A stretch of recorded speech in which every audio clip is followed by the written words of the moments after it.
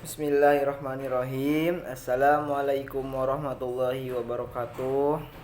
Saya Fahmi Jamjani Arif, mahasiswa Ilmu Politik Universitas Muhammadiyah Jakarta, Fakultas Ilmu Sosial Ilmu Politik Universitas Muhammadiyah Jakarta.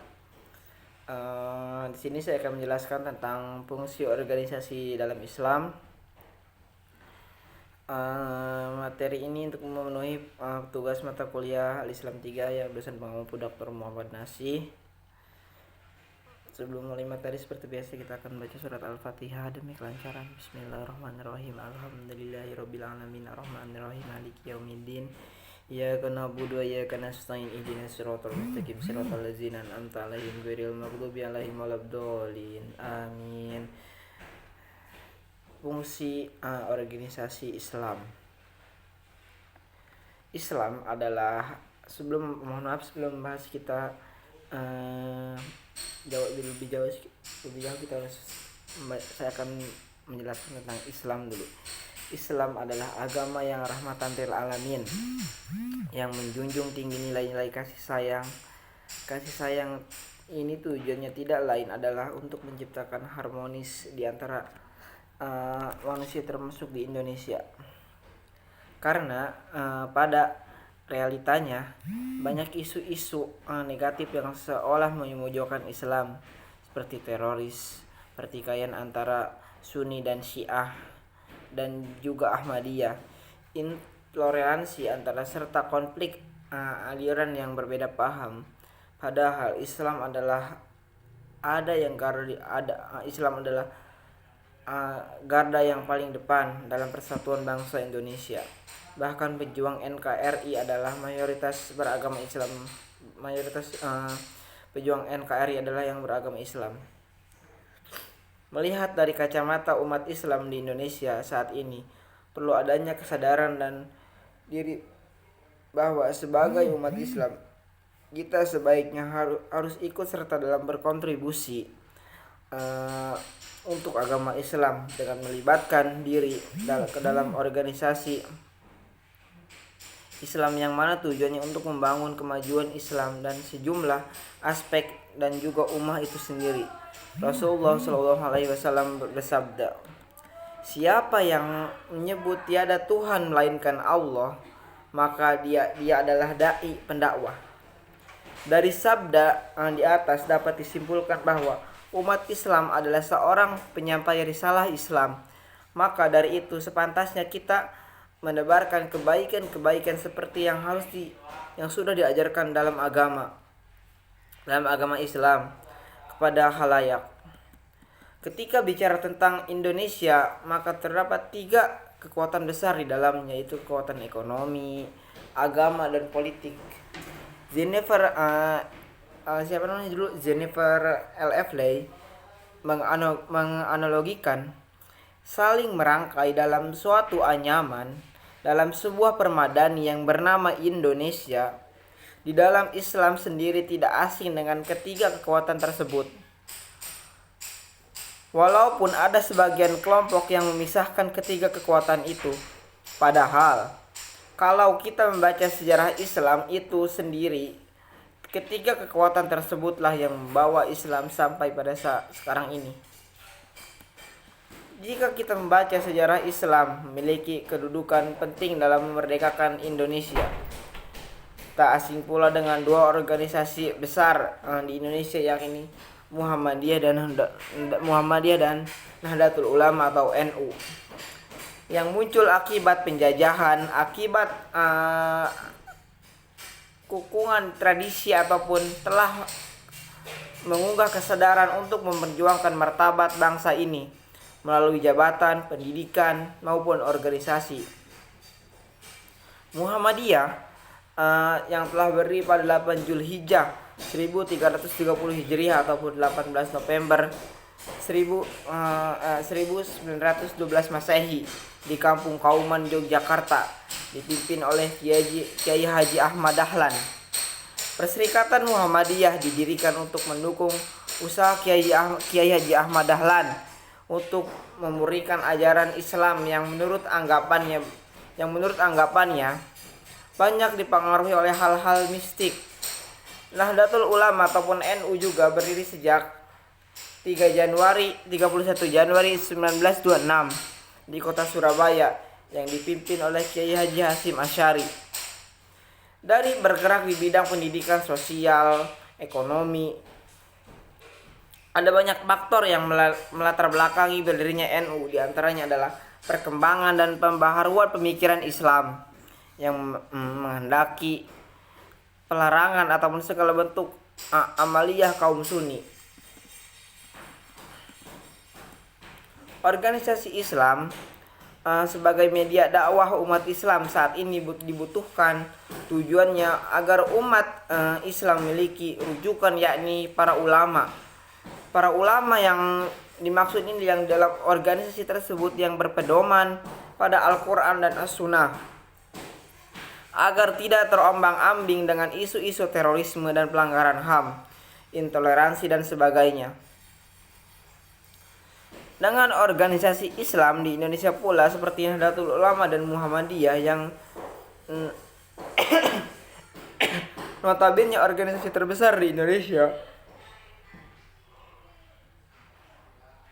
yang diharapkan mampu menjaga kesatuan umat berbangsa dan bernegara. Di Indonesia juga pemerintah seharusnya menjadi pelopor dan pendorong masyarakat dalam mewujudkan kehidupan sosial yang harmonis. Sesuai dengan Undang-Undang Nomor 7 Tahun 2012 Pasal 9 yang menyatakan bahwa pemerintah daerah wajib meredam potensi konflik sosial di masyarakat. Adapun pengertian organisasi adalah salah satu kelompok dalam suatu wadah yang mempunyai tujuan bersama. Dalam ilmu sosial, organisasi dipelajari oleh riset ataupun bidang ilmu, terutama sosiologi, ekonomi, ilmu politik, psikologi, dan manajemen. Kajian mengenai organisasi tersebut disebut studi organisasi, perilaku organisasi ataupun organisation behavior ataupun analisa organisasi. Definisi terdapat beberapa teori perspektif mengenai organisasi. Ada yang cocok satu sama lain, ada pula yang berbeda. Organisasi pada dasarnya digunakan sebagai tempat ataupun wadah di mana orang-orang berkumpul bekerja sama secara rasional ataupun dan sistematis, terencana, terorganisasi, dan terpimpin dan terkendali dalam memanfaatkan sumber daya uang dan material, mesin, metode, lingkungan, sarana, prasarana, data, dan lain sebagainya yang digunakan secara efisien dan efektif untuk mencapai tujuan organisasi.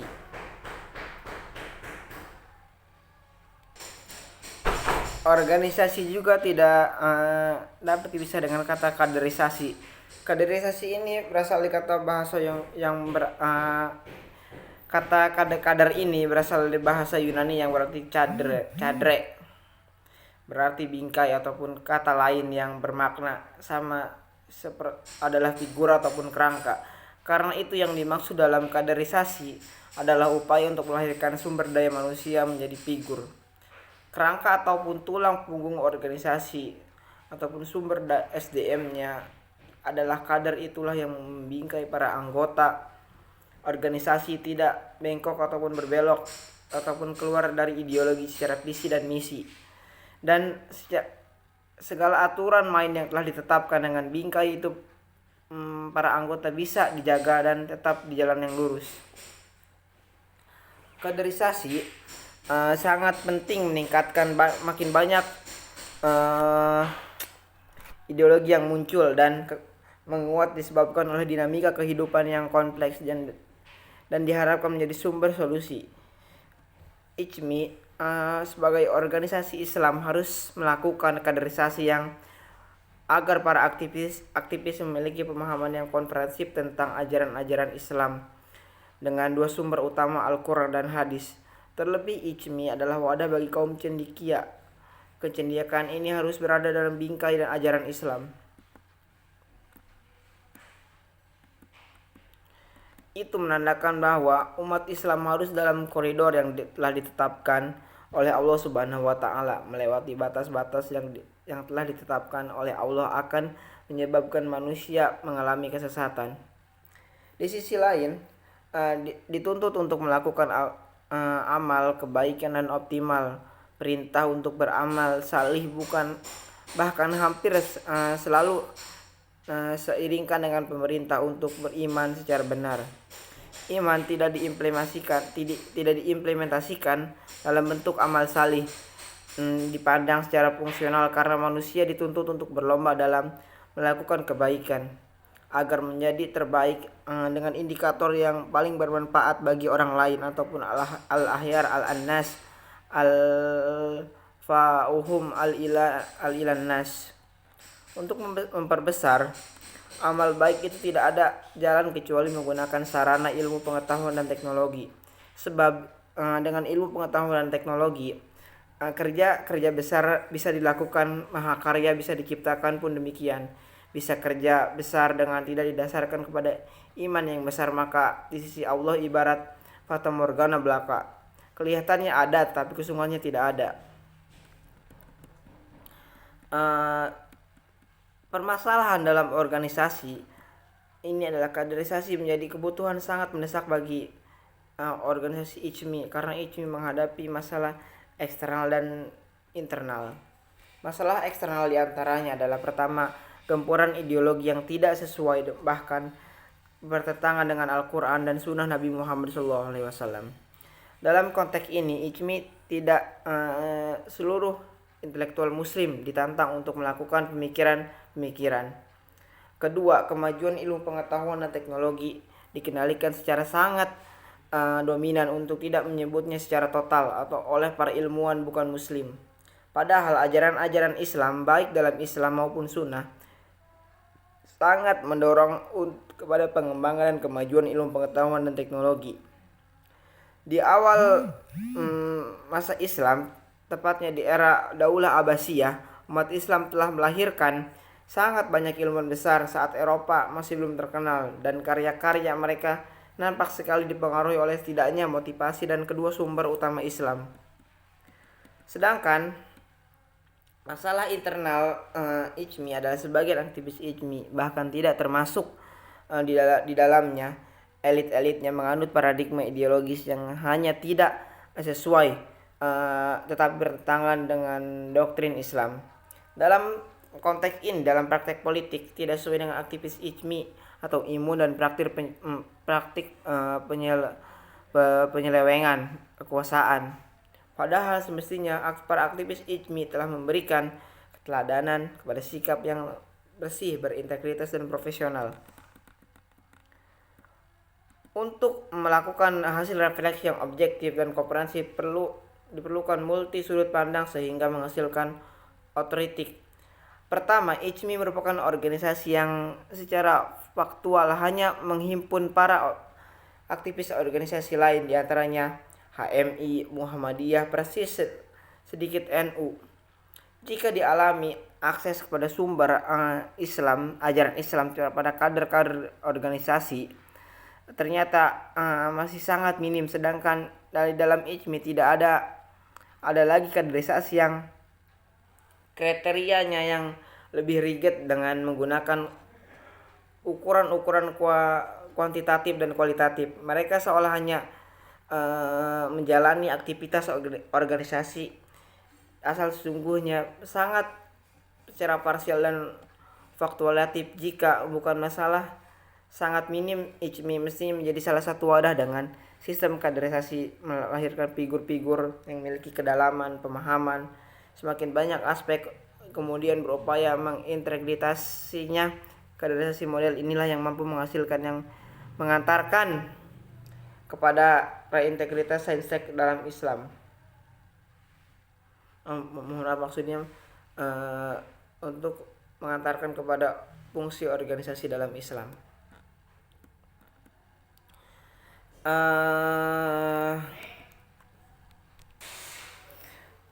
Yang kedua merupakan kaderisasi oleh organ kepemudaan ICMI belum bisa dilakukan secara optimal karena ICMI tidak memiliki sistem kaderisasi yang memiliki pembinaan secara radikal dan fundamental. Sistem kaderisasinya bisa mengantarkan kepada pemerintah yang mendalami Al-Quran dan hadis belum.